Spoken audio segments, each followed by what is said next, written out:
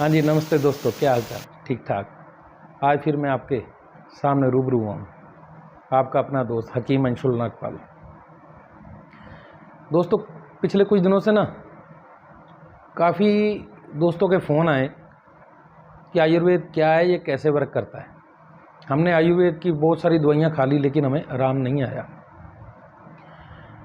देखिए, आप अपने बॉडी के अकॉर्डिंग अगर मेडिसिन नहीं ले रहे, कोई भी जड़ी बूटी का प्रयोग नहीं कर रहे, तो आपको आराम नहीं आ सकता। ये बात बिल्कुल साफ सुथरी है, क्योंकि हमारी बॉडी में 5 तत्व काम करते हैं, जिनके मालिक हैं 3 कलेद, जिसे हम कहते हैं वात, पित्त और कफ।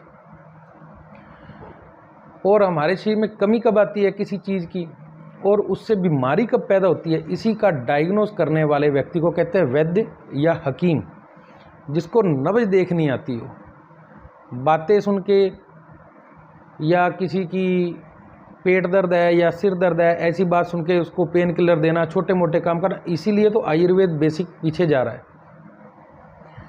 लोग सीखते नहीं हैं, समझते नहीं हैं, पढ़ते नहीं हैं। माफ़ करना, ये उनके लिए है जो झोलाछाप बंदे हैं। एजुकेटेड जो पर्सन है, जो समझता है, जिसने ये ज्ञान सीखा है, ये हमारी पुरातन विद्या को अपने जीवन में उतारा है, नब्ज देखनी जिस व्यक्ति को आती है, वो ही वैद्य या हकीम कहलाने के लायक है।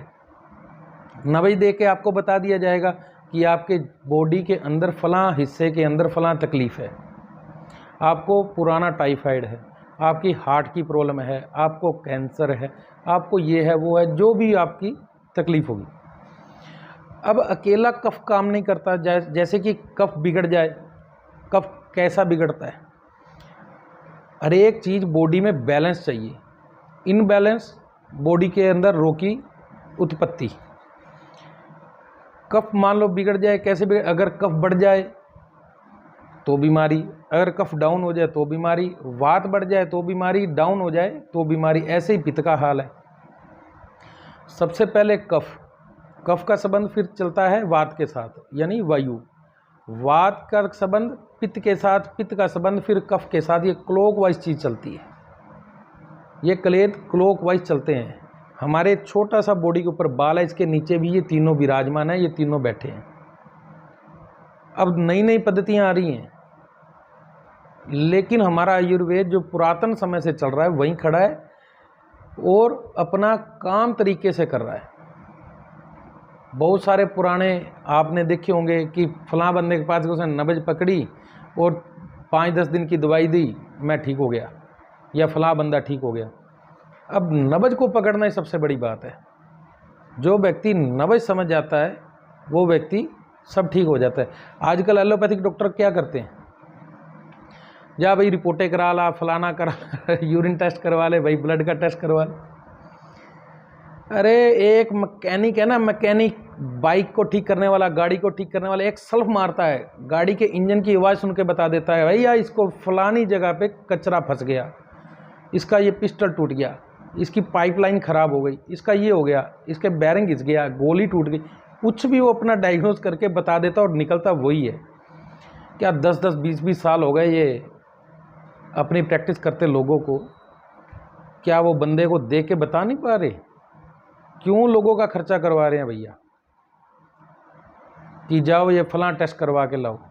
अच्छा, एक लैब से टेस्ट करवाओ और दूसरी से करवाओ, तीसरी से कराओ, एक ही ब्लड का सैंपल लेके तीनों का रिजल्ट अलग अलग होगा। जिस डॉक्टर के पास जाओ उसने खुद की लैब बनाई हुई है।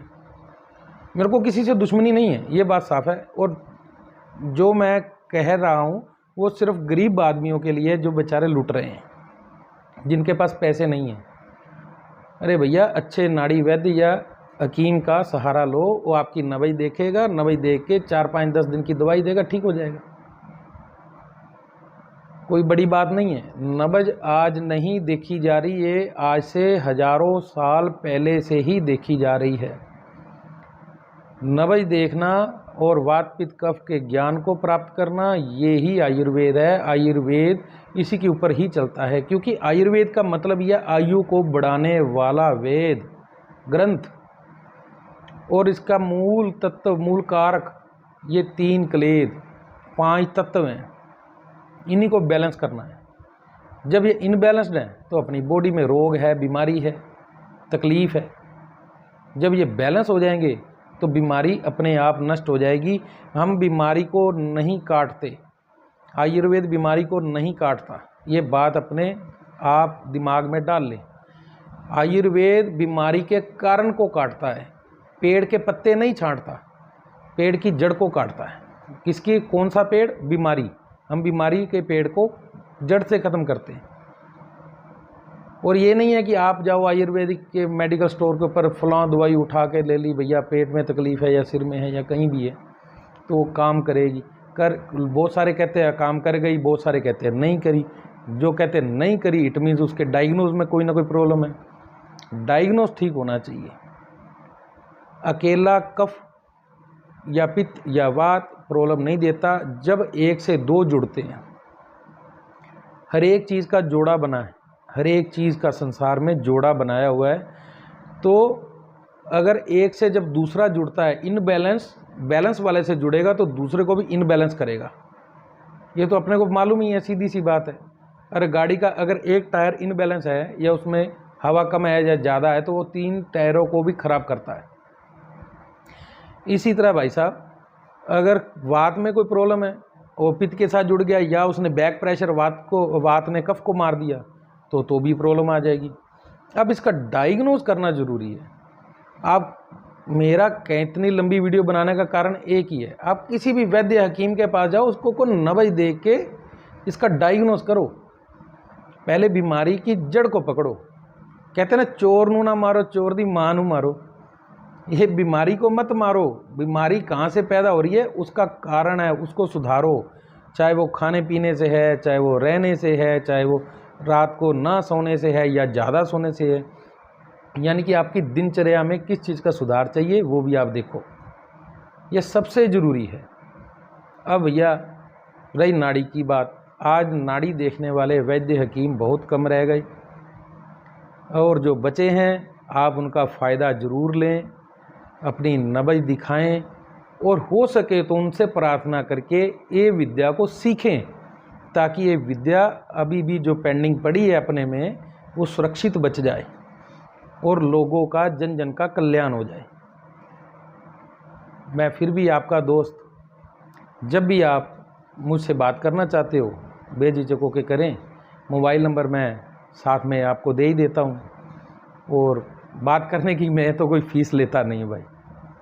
किसी का कल्याण हो जाए मेरे एक बात करने से, जीवन में सुधार आ जाए, तो मेरे लाइफ में अपने आप वो खुदा मेरा अपने आप 4 चांद लगा देता है। मेरे को सबसे बड़ी यही खुशी की बात है, आप लोग मुझसे समय समय पर इस बारे में बात करके लाभान्वित होते रहते हैं। तो आज के लिए इतना ही मेरा दोस्तों, धन्यवाद, राम राम।